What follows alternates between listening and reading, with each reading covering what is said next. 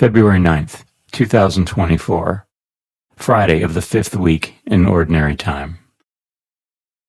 A reading from the first book of Kings.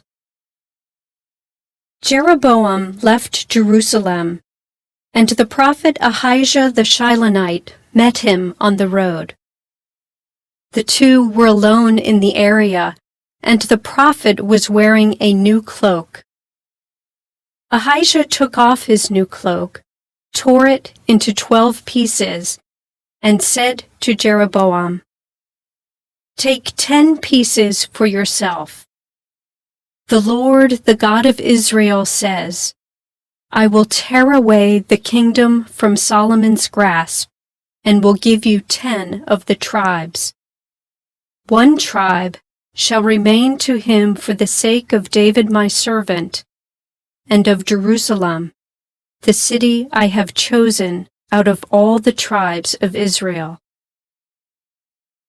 Israel went into rebellion against David's house to this day.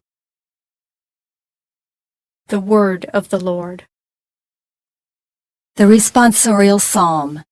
The response is, I am the Lord your God, hear my voice. There shall be no strange god among you, nor shall you worship any alien god. I, the Lord, am your God, who led you forth from the land of Egypt. I am the Lord your God, hear my voice. My people heard not my voice, and Israel obeyed me not. So I gave them up to the hardness of their hearts. They walked according to their own counsels. I am the Lord your God, hear my voice. If only my people would hear me, and Israel walk in my ways. Quickly would I humble their enemies. Against their foes I would turn my hand. I am the Lord your God, hear my voice.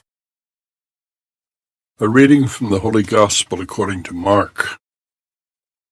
Jesus left the district of Tyre and went by way of Sidon to the Sea of Galilee into the district of the Decapolis. And people brought to him a deaf man who had a speech impediment and begged him to lay his hand on him. He took him off by himself away from the crowd. He put his finger into the man's ears and spitting touched his tongue.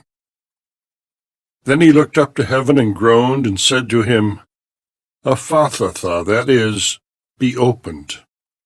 And immediately the man's ears were opened.